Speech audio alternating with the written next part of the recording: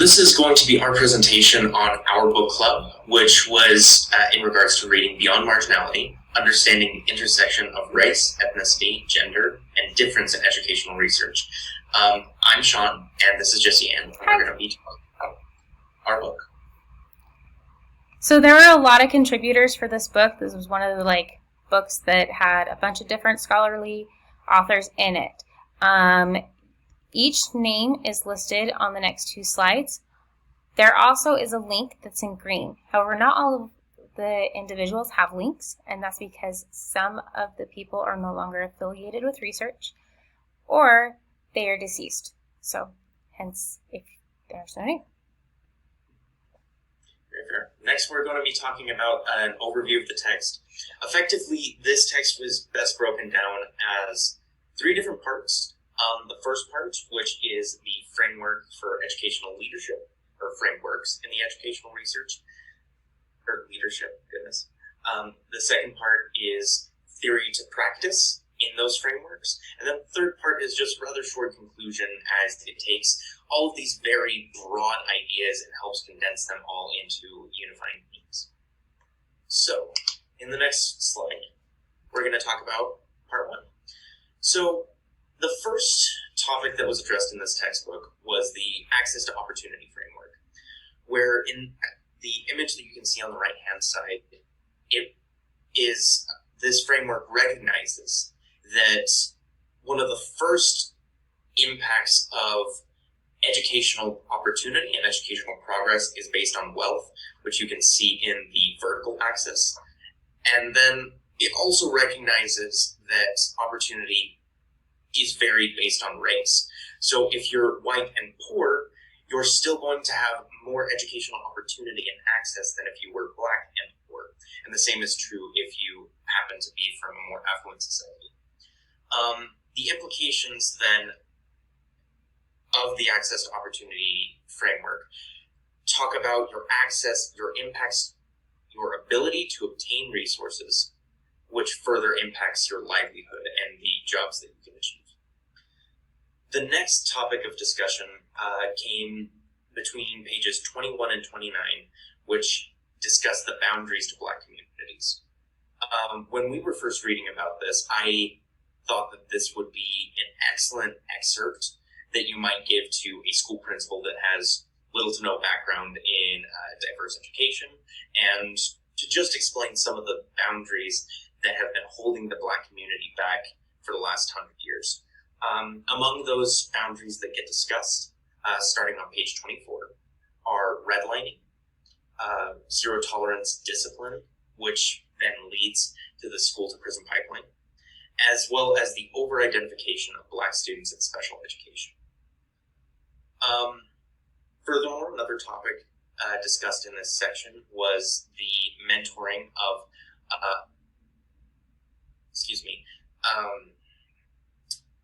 African-American women in a profession, understanding the intersectionality between their being Black and their being women, and how that intersection of those two identities lends itself to a whole new identity, in that they need different things than a typical woman might. They need different things than a typical Black person might. And understanding those helps, through cultural competence, allows individuals to better fulfill their needs as described through Maslow's hierarchy, and to be better able to fulfill those African-American women in a profession. Specifically, the book was describing it in terms of college education in the professorate level, but we believe that, as with many of the other topics in this book, it can also be applied to a larger range of audiences, which then leads us to the preparation of diverse K-12 students for STEM. And the text effectively talks about three different areas which were important in this preparation. First, understanding that everybody going into university is going to be in the process at university. That is to say, they are learning about themselves. They are understanding who they are away from home, or away from their high school setting. It's a change of identity for many people, and recognizing that everyone is in this process helps to better recognize that these individuals might need just a little bit extra help and a little bit extra guidance in regard to their own cultural identity. The second aspect is to recognize stereotypes that come towards diverse students. One that we've recognized in this course is regarding Asian Americans being regarded as the model minority.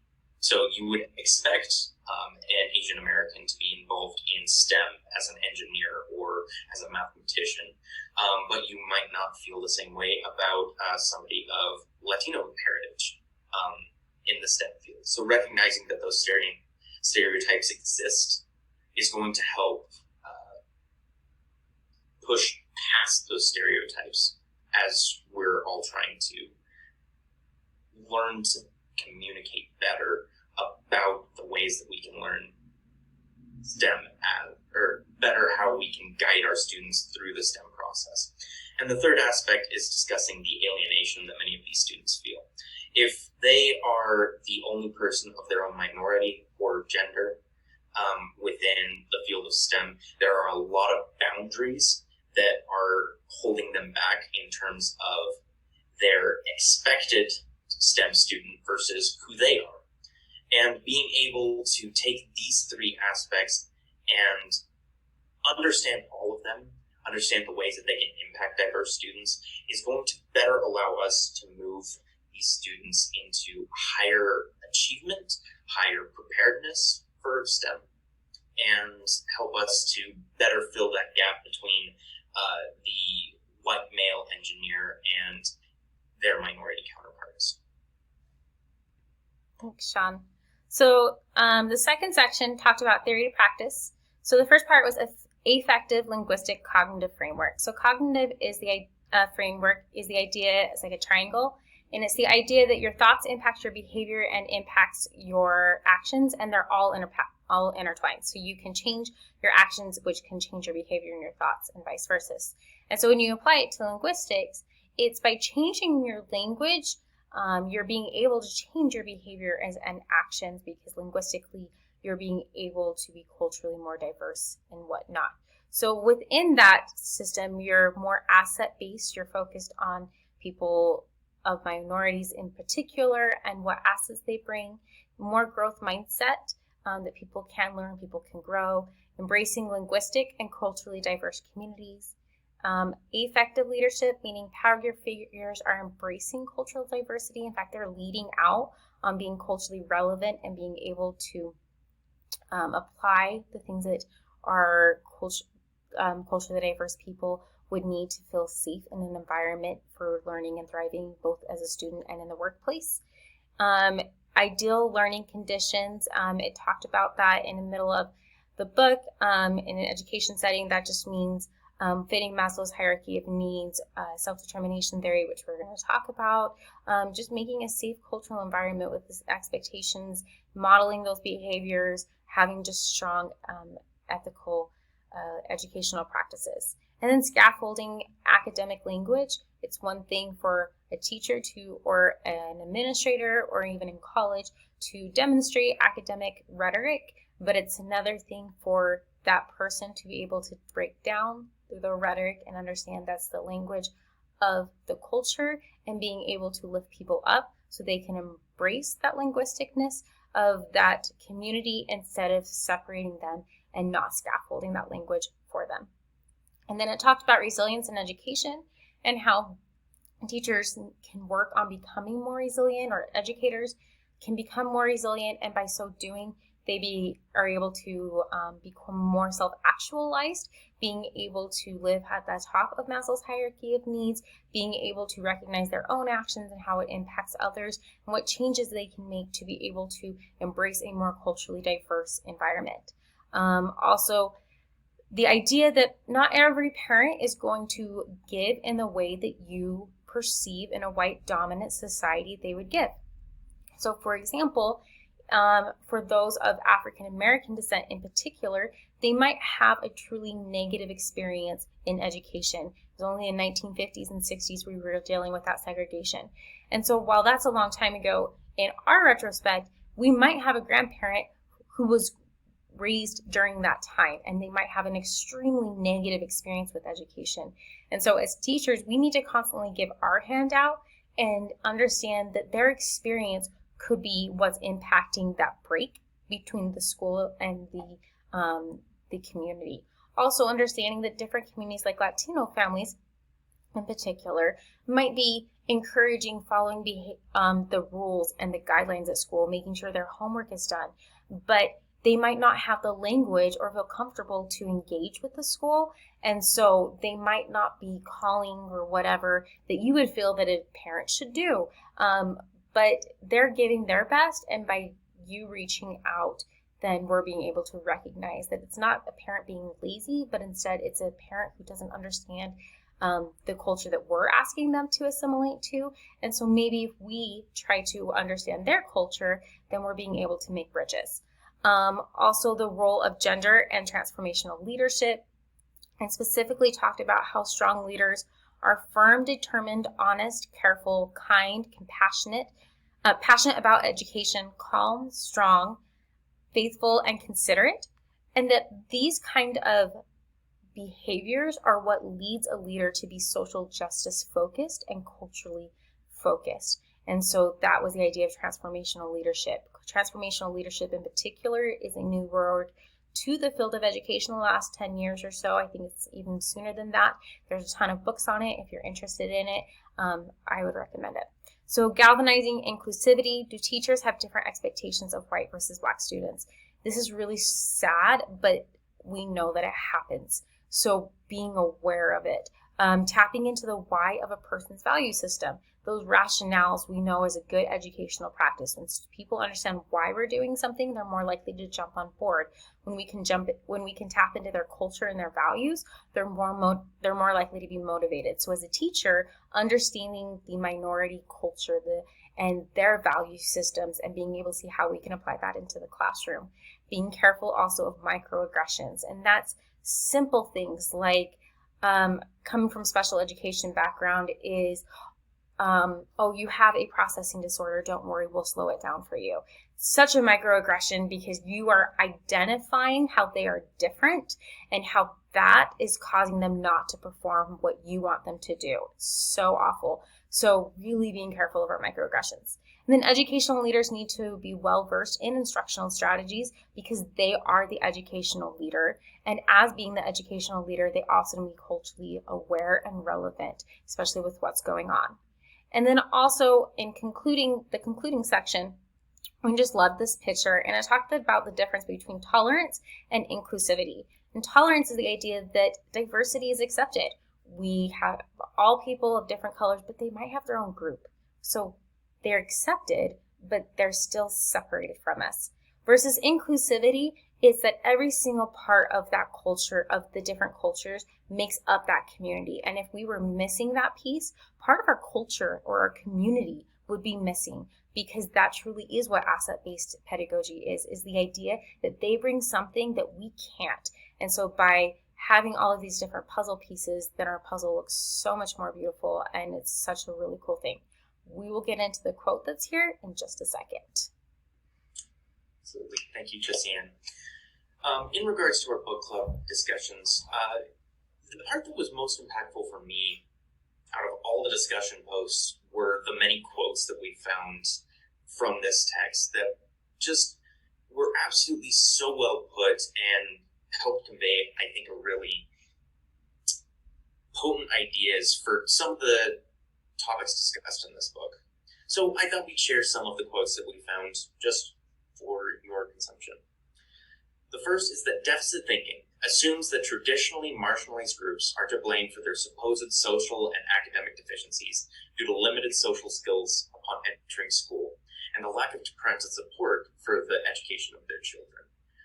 This ties into many of the aspects which were discussed on our last slide, relating how we deal with the different frameworks that we've seen. The second, focused principals and teachers partnering in professional learning communities is instrumental in building a culture of learning where student learning is tightly connected to the ability and constant improvement of teachers, which ties into some of the discussions that Jesse Ann and I had about how we need to support our teachers to be able to facilitate the learning of their students, and that a lot of times we feel that the students or that the teachers are suffering, and thus their students are suffering because they aren't being given the support from the educational leaders that they need to be. The third quote, access to education without scaffolding for success is not access. It is imperative for university scholars to facilitate, communicate, and model the application of knowledge rather than imprison their knowledge in their ivory towers. In this regard, if I began talking in much of the mathematical jargon that I've been presented with throughout my graduate degree, I'd lose most of our audience almost instantly. Because while I'm giving you the knowledge that I might have, your ability to receive it is almost none without describing the terms that I would be using. And in that regard, if you can't understand what is being given to you, what you are being educated in, you're not going to be able to access that content. The last quote that we picked up here is at the time of their study of LGBT inclusion in leadership preparation almost a decade ago, Capper, Theo Harris, and Sebastian conducted a thorough review of the research literature on administrative preparation, concluding that no articles contained reference to sexual orientation in social justice preparation. And that was just in such stark contrast to, first, much of the preparation that has been done for us as educators and administrators in this course, as well as with the expectation and reality that educational leaders need to understand the role that sexuality and gender are actively playing in their students, especially in secondary contexts, as well as in the role of their parents and administrators and teachers. Without having this context and without having the research to describe how this is prepared, it seemed to us to be a very stark gap between what we see as being necessary and what was at this time being done. Thankfully, 14 years, I think, is a good amount of time to have allowed some of those research articles to come forth on administrative preparation. So then when we were reflecting on the readings, there are areas that we agreed, areas that we were kind of like, agree with some of it, not all of it, and the areas where it's like, not down with this. So one of them was transformational leadership, like we talked about, really embraced that idea. Absolutely. Furthermore, in discussing and learning about the effective linguistic cognitive framework, we felt like it was including so many good pieces of so many other research theories that it just felt like a very well-contained theory of practice and praxis. Self-determination, love it. We're going to get into it in a second. Absolutely. We also talked about asset-based pedagogy, where we are recognizing that every culture brings something to the table when they are entering an educational context, and then it's our job as educators to use those assets to benefit the entire class. And then cultural awareness and responsiveness, we really highlighted we need to be aware, but then we really need to respond. It's one thing to have the knowledge, it's another thing to act upon it. And lastly, we also agreed upon the non-traditional parental engagement that was discussed in this text, where we have to recognize that parents of different cultures are going to interact differently with their students than we might expect from, say, a typical white family, but that engagement is still meaningful and it can still be productive for our students.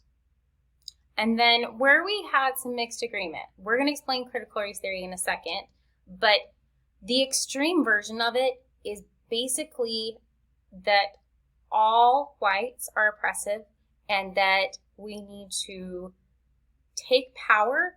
Those who are in power need to be those who are marginalized. Critical race theory is a living and breathing theory, and so where it started, where it is now, it's really convoluted. And so that's the extreme part that I learned about separate from this book that I was like, not okay with. So, but we'll get into what this book presented in a second. And then the one major area of disagreement that both Jesse and I had that was presented in this book was in reference to the methods of cultural research that they present. They described how it is necessary for researchers that are trying to understand communities that are marginalized, in order to really understand them, will need to throw off the chains, so to speak, of typical research guidelines related to how we are engaging with culture, how we as the researchers need to remove as much of our own personal bias as possible, and that instead we need to embrace those biases and make them a part of our research. Both of us felt that that is so far different from our own personal practices and teachings, and that it doesn't seem, in the context that it was presented, to be the most beneficial way of conducting cultural research in that regard. So then moving on to our connections, we talked about critical race theory. So critical race theory, as I said, is a living and breathing theory. It implies that the practice and theory is constantly changing and it's constantly evolving. The idea of it was to look at how policy and politics are impacted by oppression. And so specifically when you're looking at African Americans and white folks, they identified that by being white, you are inherently have certain opportunities that African Americans do not have, which is oppressive, even if it's unintentional. And so to be more focused on what those opportunities are and to work with policymakers to make a more equitable system. The next connection that we had to our course content was related to the asset-based pedagogies that were referenced throughout the book, but especially in chapters 7, 8, and 9, regarding that culture brings assets into different fields, whether that is education, leadership, or business. Anytime you open yourself to an asset-based pedagogy, you recognize that there are aspects from different cultures that bring and elevate any area which you are working in. We also discussed that school leaders need to focus on the ideas that those that are marginalized, as they bring these asset-based thinking and practices into the learning environment, must be addressed by school leaders. That if they aren't aware of how asset-based thinking and practices work within their students and within their teachers, then they're not going to be able to adequately understand the diversity issues that might be impacting their schools. As well as furthermore discussing how we must support our teachers through the school culture by focusing on theories such as self-determination in order to enhance teachers' commitment, engagement, and intentions so that they have great cognitive resources to be able to focus on social justice and diversity issues. So like we talked about, we're going to come back to self-determination theory. So great. This is a theory written by Ryan Deci. It was published around the 2000s. It talked more about what students need in order to be successful. However, we'd argue that also teachers need this. And it was like 3 things that are needed. One is autonomy or choice.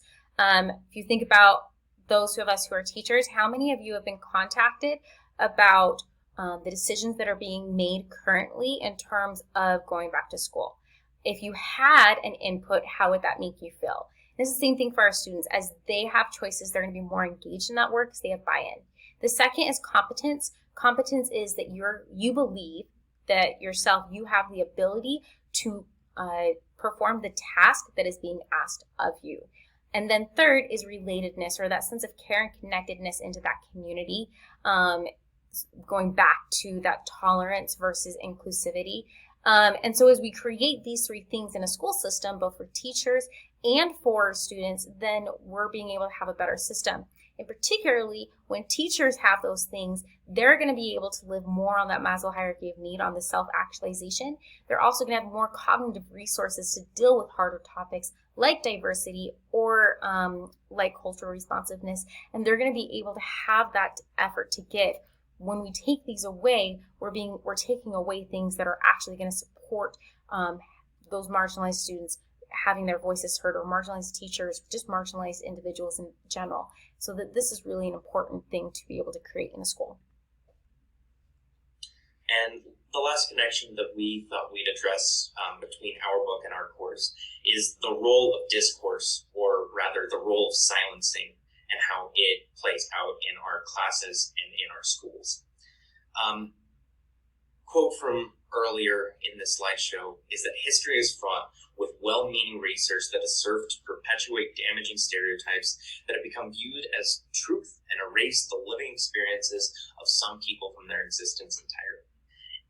In this regard, we recognize that, though well-meaning, there are many individuals that don't truly embrace the views and the stories of those of minority communities. And in that regard, I thought we'd end off on some questions that might be better addressed by some other presentations and other literature that we've read about within our texts. And the 2 points we'd like to make: are we silencing the marginalized? And how can we elevate the voices and share the stories of minority communities? Thank you. Thanks.